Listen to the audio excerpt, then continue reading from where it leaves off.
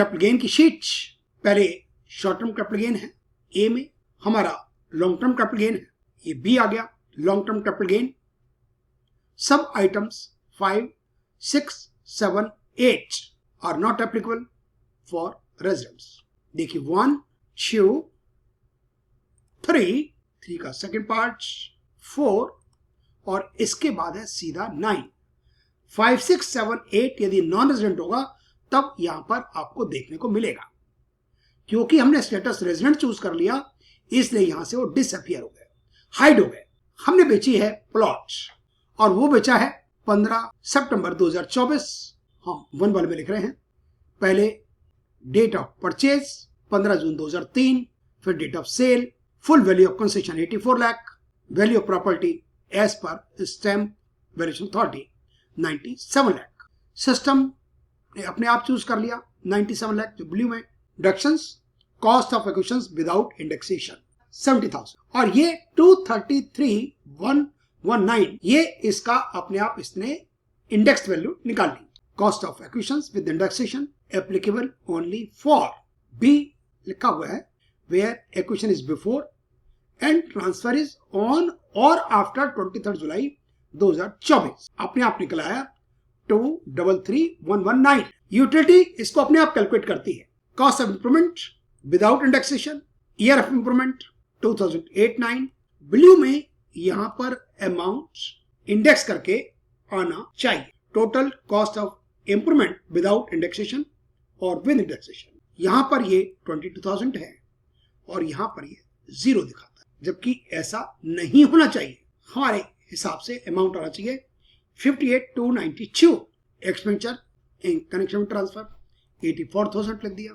ये जो आप देख रहे हैं जब आप नो इंडेक्सेशन करते हैं तो 1,76,000 ये है 70,000 का एक्विजिशन, 84,000 का ब्रोकरेज और 22,000 का इंप्रूवमेंट 1,76,000। ये अमाउंट 317,119 है 233,119। ये 317,119 टोटल है 233,119 प्लस 84,000 का। यहां पर जो इंप्रूवमेंट का अमाउंट है 22 वो इसने इंडेक्स वाले में शामिल नहीं किया। ये अमाउंट है ये वाला विदाउट इंडेक्सेशन वाला 97 lakh minus 84,000 minus 70,000 minus 22,000 95 lakh 24। और जो 176 आप देख रहे थे वो 84,000 और 92,000 का टोटल है। और जो आप 317,119 का टोटल देख रहे थे वो था 84,000 प्लस 233,119 जिसमें टैक्स लायबिलिटी होगी वो अपने आप ये कैलकुलेट कर रहा है। 80 लाख जो आपने आरईसी के बॉन्ड खरीदे 54 ईसी और ये अमाउंट आ गया आपका विदाउट इंडेक्सेशन वाला सिस्टम ने जो कैलकुलेट किया।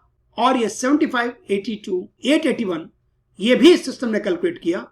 ये 75,82,881 ये यूटिलिटी की कैलकुलेशंस हम आपको दिखा रहे हैं, जबकि यहां पर ये गलती है। ये 58,292 इसने नहीं लिया, सिस्टम ने यूटिलिटी ने नहीं लिया है। और ये अमाउंट आ गया टैक्स का 20% 15,16,576 15,16,576 और जो 9,65,500 आया है ये आया है इस अमाउंट का 12.5% मल्टीप्लाइड बाई। तो सिस्टम ने अपने आप ये देख लिया कि टैक्स लायबिलिटी इसमें 965,500 है और इसमें यूटिलिटी की कैलकुलेशंस में 15,16,576 है। यहां पर आपको उसका एड्रेस भी लिखना है। ये आपको एड्रेस दिया हुआ है। परचेजर शिव सुंदर शरण, पैन नंबर रखा है, प्लॉट एड्रेस दे रखा है दिल्ली 110070। वहीं से हमने लिखा है शिव सुंदर शरण, उसका pan number, percentage share 84 lakh amount क्योंकि उसने बेचा तो 84 लाख का ही है। एड्रेस दिल्ली ड्रॉपडाउन से उठाया, पिन कोड लिखा इंडिया अपने आप और ये आ गया total long term capital gain 77,24,000 on और आफ्टर 23 जुलाई 2024।